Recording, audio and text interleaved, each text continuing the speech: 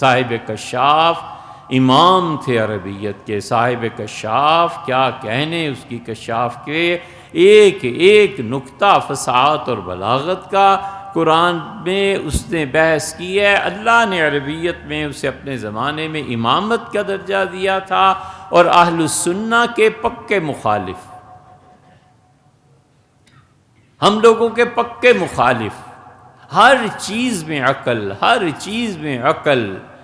عذاب قبر کا انکار، معراج کا انکار، اس کا انکار، اس کا انکار، ہزار چیزوں کا انکار ہے، لیکن اس کے باوجود اللہ نے علم اتنا دیا تھا کہ اب تک ہم طالب علم اس آدمی کی تفسیر اور اس کے نکات سے بری نہیں ہو سکے۔ اتنا بڑا آدمی تھا، بیت اللہ کا دروازہ اس کے لیے کھولا جاتا تھا، بیت اللہ کے دونوں جوانب پکڑ کے اعلان کرتا تھا اور کہتا تھا، او طواف کرنے والو، او اہل السنہ پہ عمل کرنے والو، او گدھو، تمہیں کیا پتہ ہے کتاب و سنت کا، مجھ سے سیکھو۔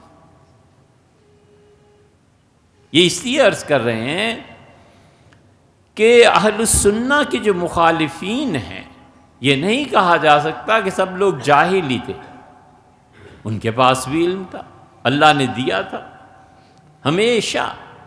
اپنے مخالف کا اپنی رائے کے مخالفت میں رائے کا رائے کے ساتھ ہی مقابلہ ہوتا ہے، علم سے مقابلہ ہوتا ہے، اجتہاد سے مقابلہ ہوتا ہے، اور دلیل دلیل کو کاٹتی ہے۔ جہاں دلیل کے مقابلے میں گولی آ جائے تو پھر علم اٹھ جاتا ہے، پھر جس کی طاقت ہو اور جس کا غلبہ ہو، اور جب علم کے مقابلے میں گالم گلوچ آ جائے تو پھر اس کا مطلب ہے کہ علم چھٹی کر گیا، اب اس سے زیادہ مولوی صاحب چل نہیں سکتے۔ جب علم سے زیادہ بڑھ کر اس پر تعلیم دی جانے لگے کہ من سب نبیا فاقتلوا، جو حضور صلی اللہ علیہ وسلم کو برا کر دے گردن اڑا دو، اور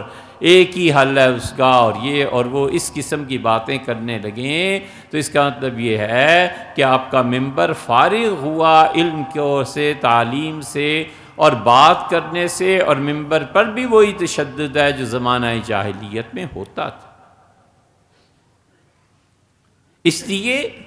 یہ ممبر پر بیٹھنا کوئی آسان کام نہیں ہے، یہ حضرت رسالت پناہ صلی اللہ علیہ وسلم کی وراثت میں چلا آ رہا ہے۔ شاہ ولی اللہ رحمۃ اللہ علیہ نے حضور صلی اللہ علیہ وسلم کے ورثاء پر بحث کی ہے، اور انہوں نے کہا ہے کہ حضور صلی اللہ علیہ وسلم کی وراثت میں جو روحانی اور علمی وراثت ہے وہ علماء کے پاس ہے۔ تو اگر اس ممبر سے علم نہ پھیلے اور ممبر پر بیٹھنے والوں کو ذرا احساس نہ ہو کہ میں نے خدا کو جواب دینا ہے، تو کیا علم اور کیا معلومات اور کیا زندگی کی اصلاح۔ امام مالک رحمۃ اللہ علیہ کہتے تھے، کسی نے مسئلہ پوچھا تو انہوں نے فرمایا کہ حضرت جعفر صادق، حضرت زین العابدین کے بیٹے، سیدنا علی رضی اللہ عنہ کے پوتے، اہل تشیع کے جو چوتھے امام تھے، امام باقر رحمۃ اللہ علیہ کے صاحبزادے، امام مالک رحمۃ اللہ علیہ نے فرمایا کہ حضرت نے یہ کہا، ان کا فتویٰ یہ، اور انہوں نے فرمایا لوگوں میں 30 سال اس شخص کی مجلس میں جاتا رہا ہوں، اور 30 سال اہل بیت کرام رضی اللہ عنہ میں حضرت جعفر صادق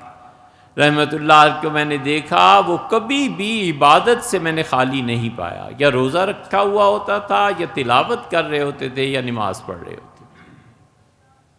اور انہوں نے کہا 30 سال امام کے پیچھے جاتا رہا ہوں، ان کے پاس کوئی ایک مجلس ایسی نہیں ہے جس میں انہوں نے علم کی کوئی نئی بات نہ بیان کی، کہ ہر مرتبہ نئی بات، ہر مرتبہ نئی بات ہوتی تھی۔ وہ ایسے یعنی سمندر تھے جس کو ڈول خالی نہیں کر سکتے تھے، یہ ہم بتا رہے ہیں اپنے پاس۔ اس لیے